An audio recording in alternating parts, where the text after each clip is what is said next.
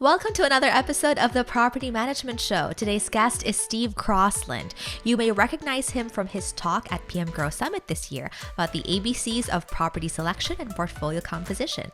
On today's episode, he'll talk about the practices, mindsets, and habits that property managers should have to ensure a profitable business.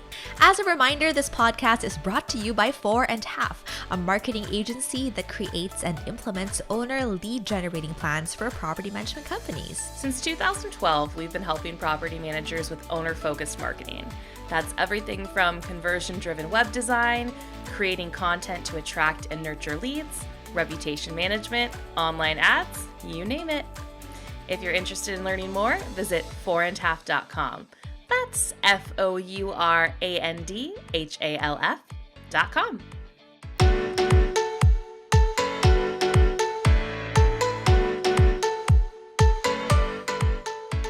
Do you want to watch Steve Crossland's presentation from PM Grow Summit 2021, The ABCs of Property Selection? Head to 2021.pmgrowsummit.com to purchase access to all of the recorded content from this year's PM Grow Summit. If you were an attendee this year, good news! Rewatch any of the recorded content from PM Grow 2021 for free. Just use the attendee access code that was sent to your email when signing up. And now, on to the show. So Steve, to kind of hit the ground running, in a previous conversation, we kind of delved into this idea of how profitability is more of a practice, right? And how it's kind of similar to the concept of nutrition or dieting. Can you kind of speak more to what profitability as a practice means to you for the property management industry? Mm-hmm. Sure. Well, for me, I start with my personal financial goal in mind, and everyone should do this. Where do I want to be in 10 years, 20? At what time do I want to cross what I call the financial freedom finish line? And that's that point in time when I have enough assets and money and rental income, whatever composition it takes, that I can quit working forever and not ever run out of money. So we want to get to that point where your wealth produces the income that you need to live on. So everyone should start with that. And, this is kind of like right out of the 7 Habits of Highly Successful People, where Stephen Covey says, start with the end in mind. And that may be a big jump for a lot of people. And, to say, if I was only 25 years old, let's say, and I said I want to retire when I'm 55 with the equivalent of 3 million in today's dollars in net worth. I'm just making these up as an example. Well, I can compute out into time, with inflation and everything, what that number needs to be in, when I'm 55 or whatever age I picked. But I would do it, and then I would backwards engineer and start with, well, how much do I have right now today? How much am I going to need to add to that each year, so that when I get there to that finish line, I'll have done what I set out to do on my financial journey. I think it's super important to start with that. Then you keep working backwards and say, okay, that means I need to have a $100,000 a year income, let's say. And I'm going to need to live off of 70,000 of that. And that's going to leave me 30,000 a year to invest, in buying real estate or investing in my retirement account. And to me, this practice of just building wealth it's just doing some numbers. You can do them on the back of a napkin. It's not really that complicated. But because I thought that way and did it that way, that informed my property management business, and is one of the reasons I never wanted to be a 1,000-door, 2,000-door, or even a 500-door company, because it produced at 100 doors everything I needed to keep me going on that path to get to where I wanted to be. I hope that makes sense. Yeah. And I mean, when did you come to this realization or ideology? Did you used to think differently? Um, you know, I remember listening to a finance guy on AM radio every Saturday when I'd be out driving around. And so I think I absorbed a lot of what he said. And I don't even remember his name right now. But one of the things he said, for example, was never borrow money to purchase a depreciating asset. And what he meant was never borrow money to buy furniture, never borrow money to buy a car if you can help it. But it's okay to buy money to buy things that go up in value, namely real estate. So I made it, for whatever reason, that sunk into my 20-something-year-old brain. And I said, okay, I'm not going to do that. So I didn't own a car newer than 10 years old until I was 35 years old, because I only bought older used cars that I could afford to pay cash for and buy. So if you adopt a belief or a principle in how you're going to handle your money, then and then just start doing it and not breaking your own rules, that helps a lot. The mistake I see, especially in real estate, is a lot of people will increase their lifestyle as they increase their income. And I never really did that. I mean, I've lived a good lifestyle, upper middle class, I'd say. We've lived in nice houses and good neighborhoods and things like that. But I didn't keep trying to go up and keep up with Right. Joneses. You're not buying fancy cars. You're not taking extravagant trips or buying super fancy jewelry. It's like live to your means and save. I got my happiness out of just seeing the progress of building wealth over time. And you have to be patient. It's very slow. It's not instant gratification. So that's kind of my message to anybody that would want to kind of say, what did he do? How do I do it? And going back to your original question, I don't know at what point in time I can point to like a switch going off in my head or something. It's just over time. I heard things that made sense to me. I bought into them as a belief. And then I lived my life based on what that belief tells me, is that I can be prosperous, I can be happy, I can become financially independent if I just plan my roadmap and then I just stick to schedule. But again, it's like eating right. There's no secret, but I think the problem is in the execution and figuring out a way to filter it through your own mind, your own personality, so that you can behave the way that you want to get the outcome that you want. Mm-hmm. Yeah. And so it really seems like the mindset shift on your personal life kind of influenced the way you operated in your property management business. It kind of followed suit. You realized that, hey, I have this personal goal, and this personal goal is why I'm in property management anyway, why I have a business. And you kind of use the same concept of like, oh, I have this goal for myself. This is what I need out of my business. And this is how I'm going to get it out of my business. And you kind of work backwards. And I really love how you mentioned, like, much like eating right, it's not a secret. There's no like, society that like knows, oh, these are the secrets to success. Like everybody knows eating right means choosing fruit versus maybe a potato chip bag, for example. And so how would you kind of reconcile this kind of shift between how would you reconcile this big gap between what we know and what we do? Because I think like as human beings, that's the constant struggle, right? Mm-hmm. We may know something, but we do differently. Did you have to work through that difficulty, and what kind of things did you do to make it easier in the long run to make the right decision every time?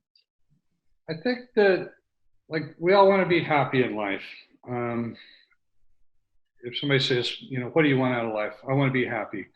Um, Really, I want to be content. I want to feel content. Um, and so I think what we all have to look for is what lights your fire. What do you get? What I call a moment of delight out of. And what I found for me, which may be different for other people, is that I find that just pure simplicity makes me happy.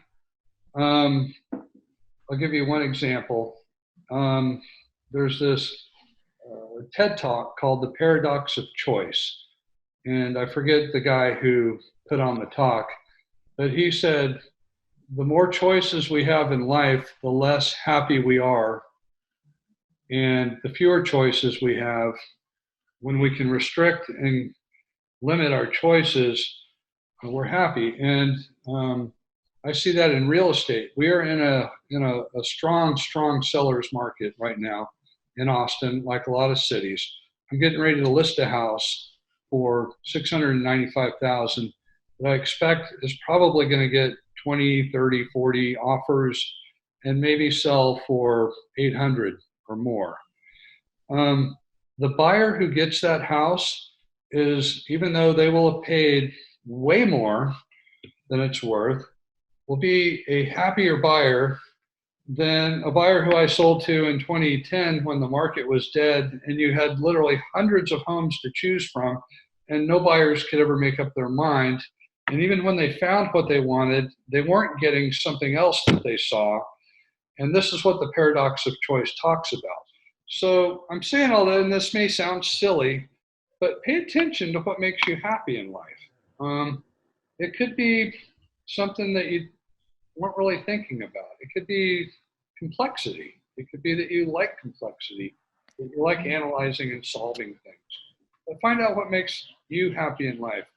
So because I like simplicity, I like minimalism, I like just straightforward, uncomplicated decisions.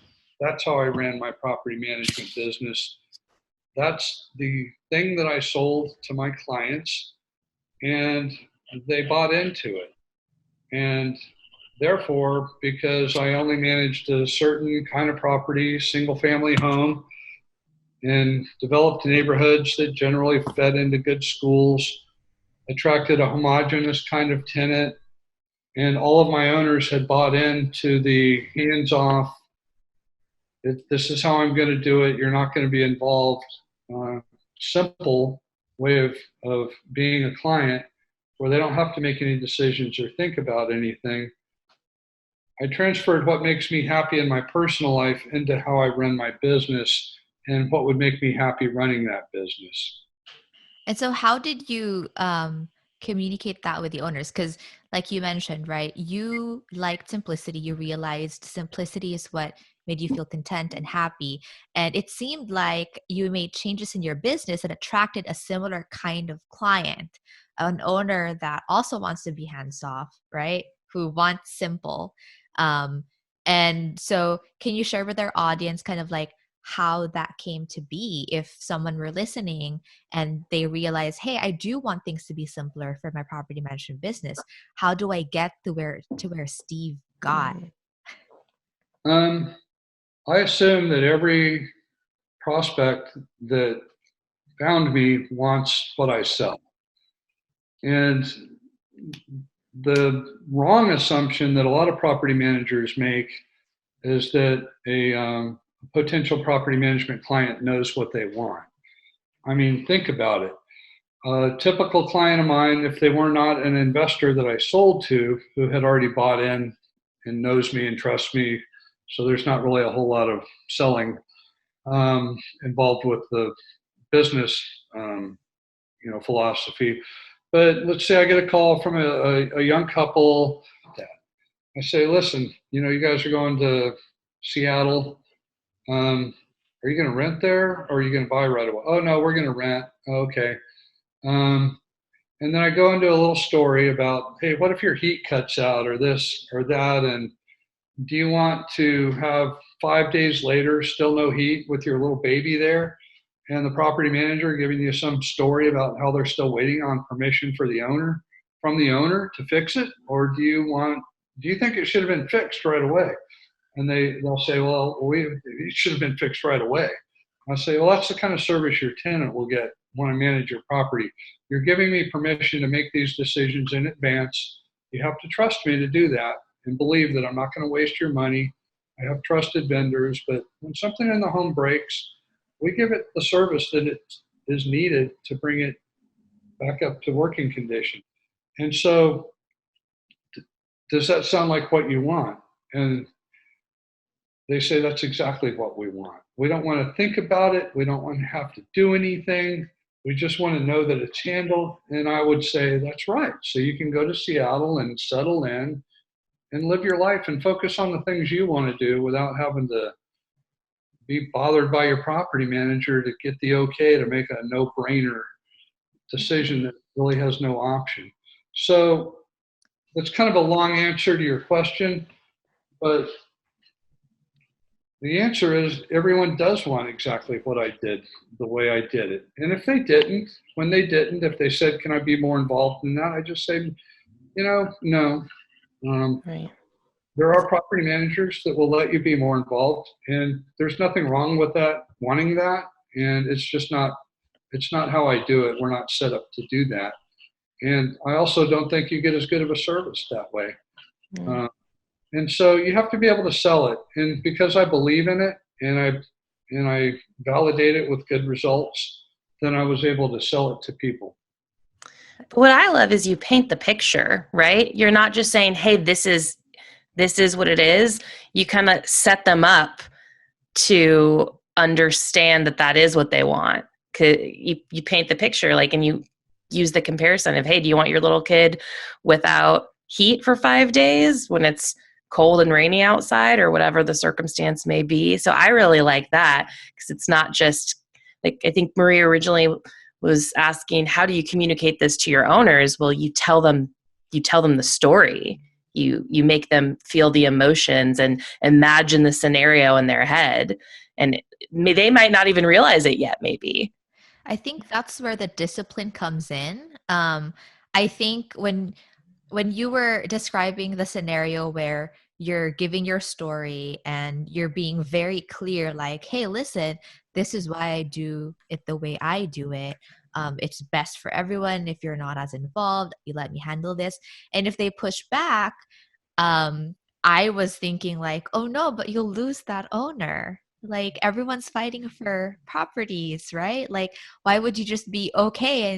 And you take it a step further and you're just like, oh, that's not how I do it. You're like, hey, you know what? You want to be more involved. You don't, it doesn't seem like how I do it fits what you're looking for. I can refer you to other property managers. Like, just the idea that you're like so okay with losing an owner who doesn't buy into your story, to me, is anxiety producing, but also speaks to your discipline of just getting a specific type of owner that works with the way you've systemized your business. Right.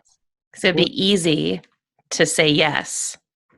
Let's think about this a second. If you know your numbers, if you know your financial freedom finish line, and you know how many doors you need to manage to produce the income that you need to stay on track, on time and on track for your journey, and your unit count is whatever it is, it's at or about your cruising altitude, then you're not desperate for another door. There's no anxiety involved in not getting that door. I think what happens with a lot of property managers is they buy into this groupthink, or this kind of drumbeat of grow, grow, grow. You've got to grow, and you don't. Yeah, you have to grow. You need to get to whatever number of properties you need, but you should know how many properties you want to manage. If you're short, and you do need to, add more,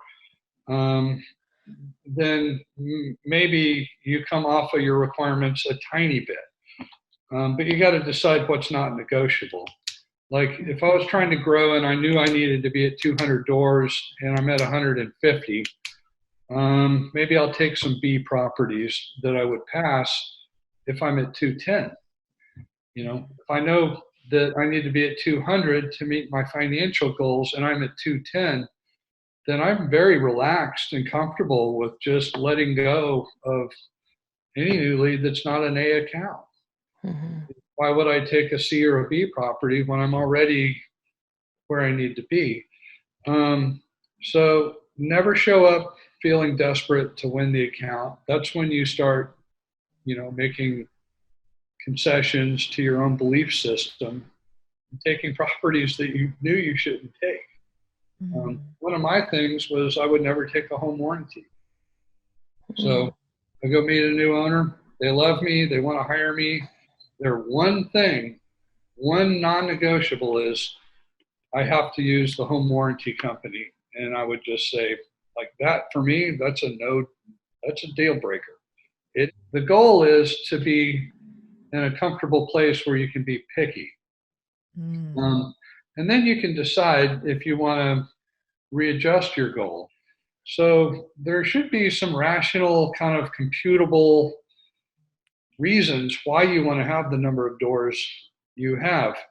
It can't just be blindly, I want more. I don't know how many doors do you want to have? I don't know, more. That's what most property managers' goal is, just more. But they can't give you or articulate a mathematical reason that leads to a financial conclusion why they need more.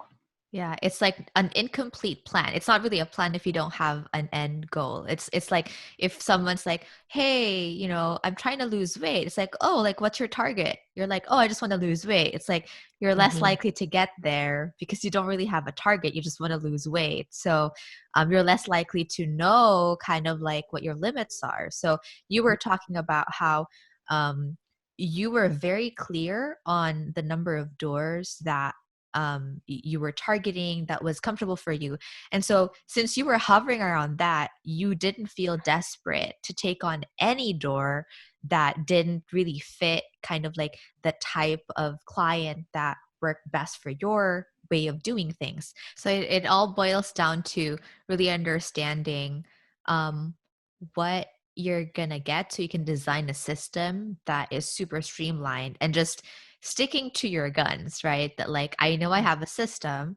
And so as tempting as it might be to take on that property that can rent really high, but has a warranty, it's going to screw up my system. And so I have to be disciplined and stay away from the attractive cake and just focus on, the healthier property suite, which are the ones that actually fit my system.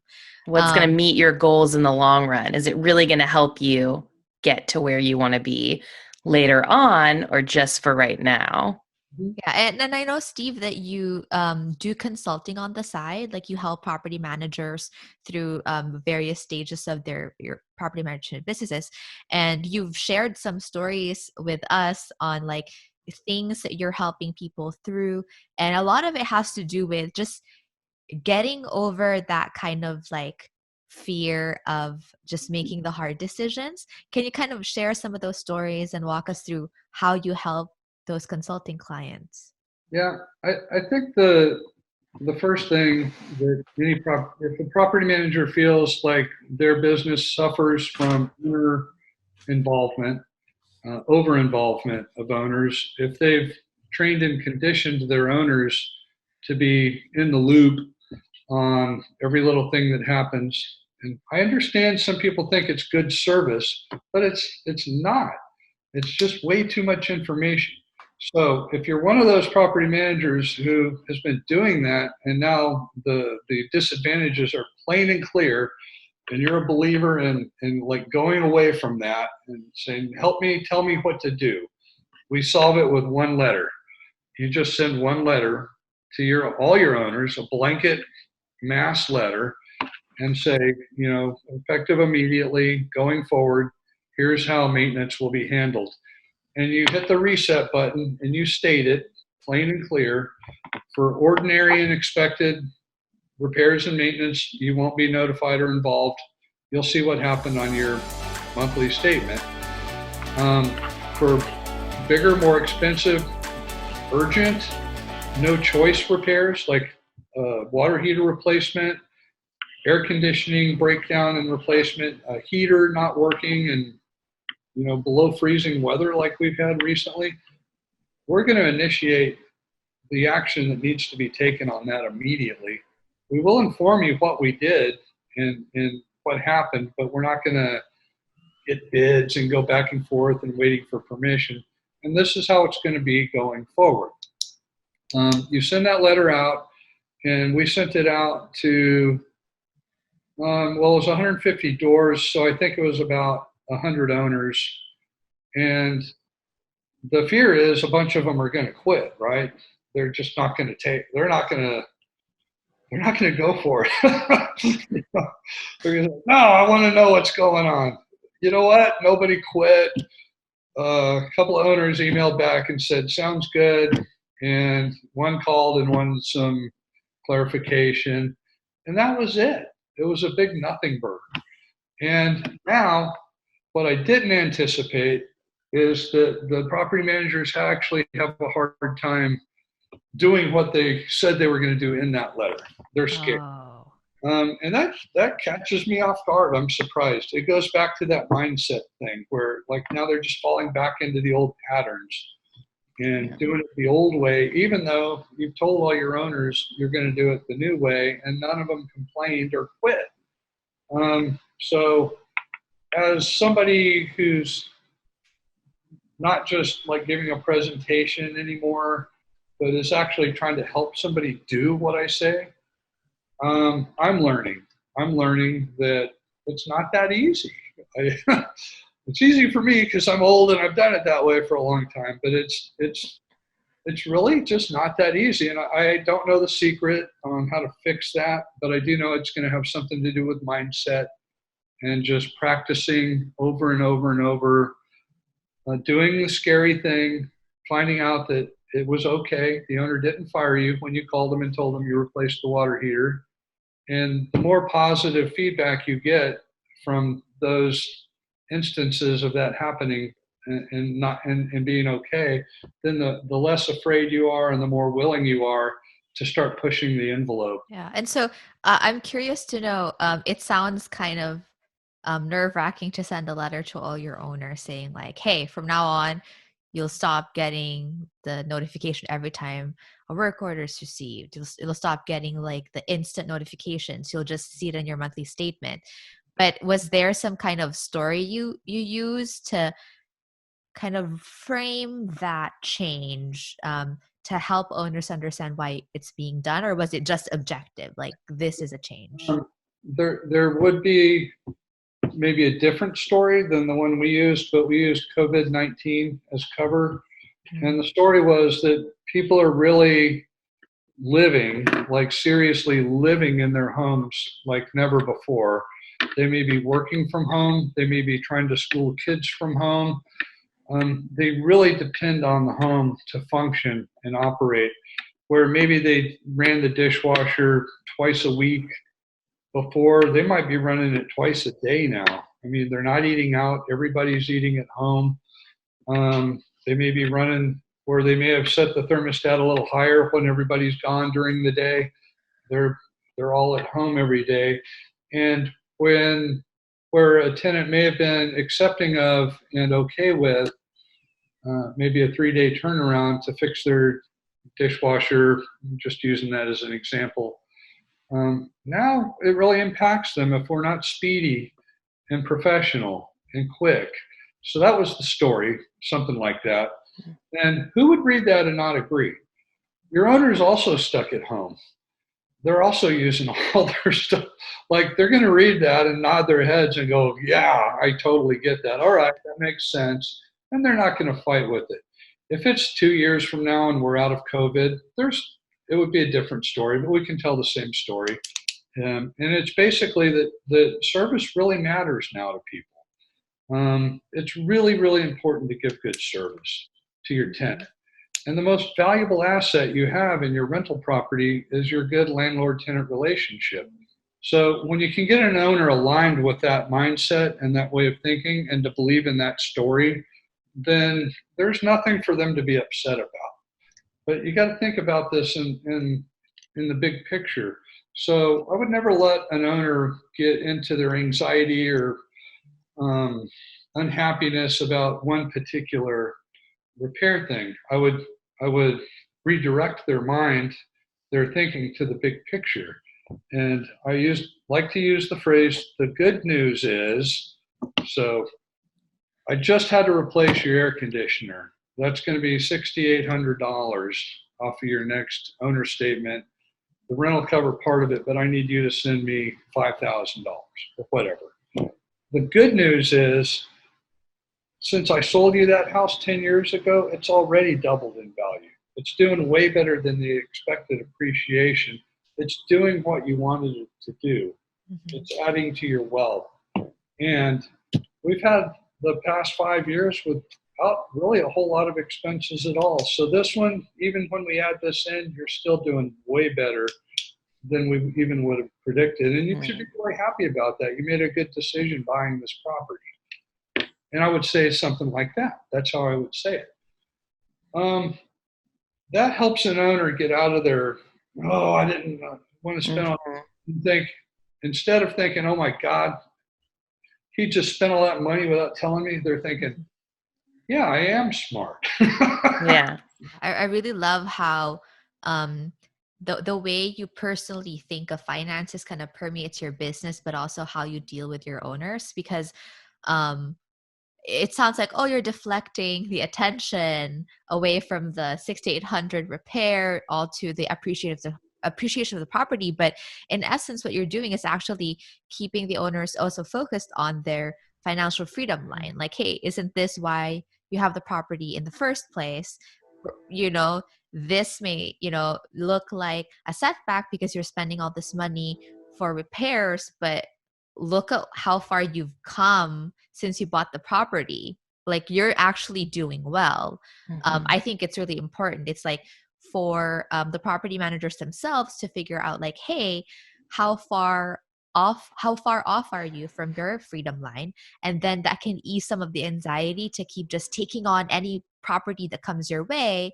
But also when they're dealing with owners, it's very informative to be like, hey, what about your financial freedom line? Like, where are we? Like, yes, I know you're upset. The roof, a tree fell on the roof. Now we have to get a new roof. But like, the property has appreciated. Like, do you want to sell it now? Because if you want to sell it now, we can use that to pay for the roof or something like that, right? I really love that. Yeah. This all goes back to the onboarding and that first meeting with the owner and saying, how are you doing on money? You could have an unexpected expense at any time. Do you have at least 6 months worth of rent sitting aside or have access to it if you needed it? Because I might call you and tell you that I need you to send me some money, and this is just part of owning a rental property. And then if that owner doesn't have the money, if they start talking and saying, like, I couldn't pass up this job transfer and we just refinanced the house and I need it to rent for enough to, cover my mortgage payment, and I'm I can't really afford a whole lot of repairs. Then when you start hearing that, that's just not the client you want. I mean, you're not going to be able to overcome their anxiety with any story. They literally don't have the money to be a landlord. That's when I shift the conversation and say, well, have you just thought about selling it? Because I mean, it could happen. You could have 3 months of vacancy too, and expensive repairs. It hopefully won't happen, but you have to plan for the worst, not assume the best. And if you're not prepared and ready to handle the worst thing that can happen to you as a rental property owner, you really have to, think, do I want to be a rental property owner? And I've had that talk with people. I've had them decide to sell the house. Oh, so wow. That wasn't what I was trying to do, but nobody had told them the truth. They had just gone out and tried to say, oh yeah, I'll manage your property. Oh yeah, we'll keep the expenses down. But they're not really serving them by painting the truth and telling the whole picture by, asking these probing questions. Do you actually have enough money to be a landlord? Because not everyone does. Mm-hmm. I think it comes down to that too. It's like they want to own a rental property because they think, oh, it's extra income, without realizing that in the greater scheme of things, it's a liability for them because, they have a big maintenance issue and then they can't pay their own mortgage. Right. And so I actually have a final question. We talked during this time about mindset a lot, right? And how mindset kind of like is the start of like changing your habits, but also mindset is how you stick to the plan and actually get there. So if someone were to, for example, want to achieve a certain goal, like nutrition wise, or to lose weight, they would use kind of like an app maybe, or a notebook to track their progress. Are there kind of equivalents that property managers can use to keep themselves on track in terms of their goals for their businesses and make sure they're not just slipping back into the old ways, even though they know they're supposed to do things differently? That I don't have a magic bullet for, but what I do think it starts with is clarity. I think a lot of property managers are managing unprofitable properties. Their C doors, their B minus doors, because they don't have a way to measure the profit they're getting per door. And so what I would say is split your doors up into A, B, and C, make a spreadsheet, put in your gross monthly management fee revenue from each category, and then give it an effort score. And I give A units a 1, and B units a 2, and C units a 3. And then what that does, and it's really easy to make a little spreadsheet like this, you have to spend the time to go through your portfolio and get the numbers and do the data entry. But this is what I did. This is what I did back in the early 2000s. And it's why I dumped 100 doors. Like when I was at 240, I dumped 100 doors next day when I made a spreadsheet and realized that all of these C doors I was managing were creating like 70 or 80, I forget the exact number, but a high percentage of my effort and only 17% of my revenue. So that was the day of reckoning, right? And this is actually your topic for your talk at PM Grow Summit 2021. And right, yeah, like how to hold yourself accountable, and that's one way is to measure that. Another way is to keep track of your conversion rate on your leads. How many people that you talk to who are ready and to hire a property manager, what percentage of those do you convert? And did they hire you? And if it's not at least 70%, then start trying to figure out why, because that affects your lead flow. I had a high conversion rate, so I didn't, and I stayed at 100 doors, and I only lost 6 or 8 a year to sales mostly. I didn't need a big lead flow. I didn't have to spend any money on advertising because I had enough good leads coming in that I knew I could convert, that I could stay at my unit count target. So I haven't like developed a order of operation or a set list of what to do first here, but I would say first and foremost, everybody should just think about the mindset, say, I hear what Steve's saying, do I believe that? And then if you believe it, if you buy in, then the next step is, okay, what's the next best thing I can do that'll start getting me there? And I think sending the letter is number one. Putting all your units in a spreadsheet is number 1 or 2, and find out which units are profitable, which units are not, and stop managing the unprofitable units. Just go ahead and get rid of them. Wonderful. Yeah. And if you can't afford it, make a plan to get there. If you can't, start top siding. Only take A units, and every time you bring an A unit, that gives you triple or quadruple the income of a C unit. Take an A unit, drop a C unit. Yeah. You just increased your income and decreased your effort.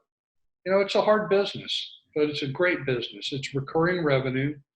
You can count on it. It's going to come in every month.